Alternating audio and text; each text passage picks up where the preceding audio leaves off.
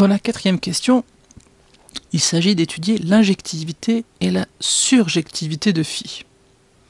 Là aussi, on va commencer par un petit peu de vocabulaire. On va d'abord voir ce que signifie pour une fonction d'être injective. Alors en général, pour toutes les fonctions, qu'elles soient linéaires ou pas, on dit qu'une application f de e dans grand F est injective si tout élément de f, donc l'espace d'arrivée, a au plus un antécédent par f. Et pour caractériser ça, on dit que si on prend 2xx' quelconque de E2, si j'ai f de x égale f de x', alors forcément ça veut dire que j'ai x égale x'.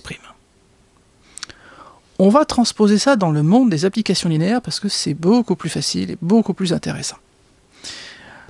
Si on prend f, une application linéaire, écrire f de x égale f de x', c'est équivalent à f de x moins f de x' égale 0.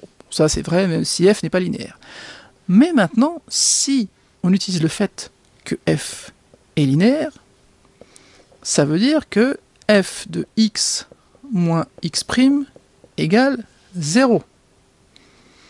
Donc si maintenant je reporte ça dans la caractérisation que j'ai au-dessus, j'ai donc f de, ça je l'appelais grand X, f de grand X égale 0, implique, ici x égale x', c'est x moins x' égale 0.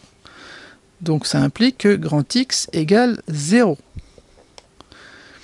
Et comme on a une application linéaire ici, f de 0, c'est toujours 0. Donc je peux même me payer le luxe de mettre l'équivalence. Donc, démontrer qu'une application linéaire est injective, ça revient à démontrer que, quel que soit x, si j'ai f de x égale 0, c'est vrai si et seulement si x est nul. Donc cela veut dire que le seul antécédent possible de 0, c'est 0. Et ça s'écrit aussi sous une autre forme, c'est que le noyau de f est réduit à 0. J'en profite pour mettre une petite tête de mort à ceux qui seraient tentés de mettre ici ensemble vide. Ensemble vide, ça veut dire rien. Alors que 0, c'est pas rien. Démontrer que phi est injective, ça revient donc à démontrer que le noyau de phi est égal à 0. Mais c'est quoi le 0? C'est le 0 de l'espace de départ, c'est le 0 de E. Et je vous rappelle que E, c'est un espace de fonction. Donc le 0, c'est pas le réel 0, c'est la fonction nulle.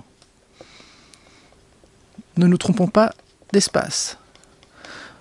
Donc on va chercher le noyau de phi, et s'il est réduit à 0, donc la fonction nulle, notre application phi est injective, sinon elle ne l'est pas.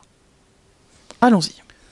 On va donc chercher les fonctions f qui appartiennent à E, telles que phi de f égale 0.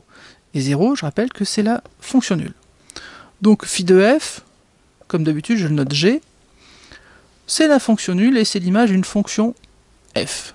Donc ça veut dire que quel que soit x appartenant à R+, j'ai g de x qui est égal à 0. Ça pour le coup c'est le 0 des réels. Et g de x c'est l'intégrale de 0 à x de t f de t dt. Or, qu'est-ce qu'on sait? On sait que quel que soit x appartenant à R+, g' de x, c'est x f de x. On l'a vu tout à l'heure, on a utilisé cette propriété pour démontrer que la fonction g était continue. Mais comme on sait que la fonction g est nulle, a fortiori, comme elle est constante, elle est constamment nulle, g' est aussi égale à 0. Donc car G est la fonction nulle. J'ai donc x multiplié par f de x qui est égal à 0, quel que soit x appartenant à R+. Cela implique quoi? Cela implique que soit x égale 0, soit f de x égale 0. On va distinguer les deux cas. Je prends x strictement positif. Je vous rappelle qu'on est dans R+. Donc en prenant x strictement positif, j'élimine le cas x égale 0. Donc si x est strictement positif, j'ai donc f de x qui est égal à 0. Maintenant le problème c'est en 0. J'ai x qui est égal à 0, je ne connais pas la valeur de f en 0. Mais on a une information sur f. On sait que f, elle est continue, puisqu'elle appartient à E, qui est l'espace des fonctions continues de R+ dans R. Donc, si elle est continue sur R+, elle est forcément continue en 0. Et partout sur R+ étoile, elle vaut 0. Donc forcément, en 0, elle vaudra également 0. Donc, on a f de 0 égale 0. On rassemble tout ce qu'on a récolté. On a, quel que soit x strictement positif, f de x égale 0. En 0, c'est aussi égal à 0. Donc, quel que soit x appartenant à R+, j'ai f de x qui est égal à 0. Ça veut dire que f, c'est la fonction nulle.